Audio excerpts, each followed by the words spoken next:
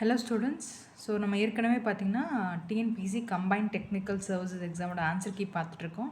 So renewal energy sources பார்த்தோம். இப்போ நம்ம வந்து மெஷின்ஸ் பார்க்குறோம். ஓகேங்களா? 3-phase squirrel cage induction motor is developing torque of 1500 synchronous watts at 50 Hz and 1440 RPM. That is synchronous speed is 1500 RPM. If the motor frequency is now increased to 75 Hz using constant power mode, determine the new value of torque developed by motor at constant slip அப்படின்னு கேட்டிருக்காங்க. So என்ன கேட்டிருக்காங்கன்னா, so ஒரு squirrel cage induction motor, so torque கொடுத்துட்டாங்க, frequency கொடுத்துட்டாங்க, அதோடைய rotor speed and synchronous speed கொடுத்துட்டாங்க. இப்போ மோட்டரோட ஃப்ரீக்வன்சி வந்து இன்க்ரீஸ் பண்ணுறாங்க. ஸோ இன்க்ரீஸ் பண்ணுறப்ப எனக்கு டார்க் எவ்வளோன்னு கேட்டிருக்காங்க. ஓகேங்களா? So constant power mode actually. So நம்ம ஃபஸ்ட் என்ன பண்ணுறோம்னா ஸ்லிப் கால்குலேட் பண்ணிக்கிறோம். So slip is NS minus NR divide by NS. So NSங்கிறது 1500, NRங்கிறது 1440. ஓகேங்களா? ஸோ நம்ம பண்ணுறப்ப நமக்கு ஸ்லிப் வந்து 0.04 கிடைக்கும். ஓகேங்களா? இப்போ என்ன சொல்லியிருக்காங்கன்னா ஃப்ரீக்வன்சி வந்து எனக்கு 75 ஹர்ட்ஸாக இன்க்ரீஸ் பண்ணியிருக்காங்க. அப்போ எனக்கு சின்க்ரனஸ் ஸ்பீட் என்ன வரும்? 120 F/P. ஸோ 120 Fங்கிறது இங்கே 75 ஹர்ட்ஸ், போல்ஸ் வந்து 4. ஸோ அப்போ எனக்கு 2250 RPM கிடைக்குது. ஓகேங்களா?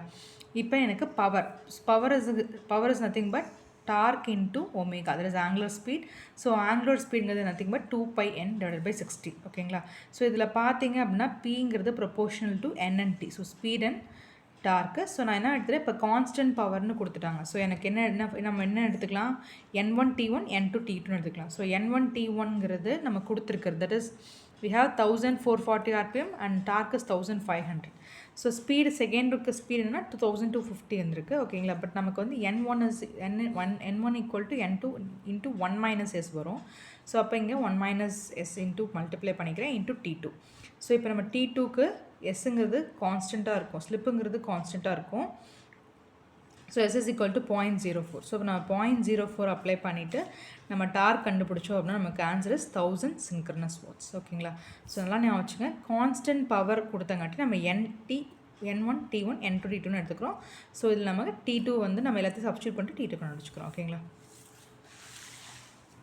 ஸோ நெக்ஸ்ட் சம் பார்த்தீங்கன்னா, a 3-phase 400 volt 50 Hz 6 poles torque controlled round rotor synchronous motor speed is lowered by keeping V/F constant and maintaining unity power factor. For the motor operation at 600 RPM the supply voltage will be அப்படின்னு கேட்டிருக்காங்க. So நமக்கு என்ன கொடுத்துருக்காங்கன்னா எல்லா ஸ்பெசிஃபிகேஷன்ஸும் கொடுத்துருக்காங்க. என்ன பண்ணியிருக்காங்க அப்படின்னா, நமக்கு வந்து நம்ம மோட்டரோட ஸ்பீடை லோவர் பண்ணுறோம். எப்படின்னா V/F கான்ஸ்டண்ட்டாக வச்சுருக்கோம், யூனிட்டி பவர் ஃபேக்டர்னு கொடுத்துருக்காங்க. இப்போ எனக்கு மோட்டரோட ஆப்ரேஷன் பார்த்தீங்கன்னா 600 RPM, சப்ளை வோல்டேஜ் என்னென்னு கேட்டிருக்காங்க. ஸோ நான் என்ன பண்ணிட்டேன்னா ஃபஸ்ட்டு சின்க்ரனஸ் ஸ்பீட் எனக்கு கண்டுபிடிச்சிட்டேன். ஓகேங்களா? 120 F/P. So F is 50 Hz, போல்ங்கிறது 6. So நான் பண்ணிவிட்டு எனக்கு என்ன கிடைக்குது, 1000 RPM கிடைக்குது. பட் நம்ம கொஷின் என்ன கேட்டிருக்காங்கன்னா 600 RPMக்கு எனக்கு சப்ளை வோல்டேஜ் என்னென்னு கேட்டிருக்காங்க.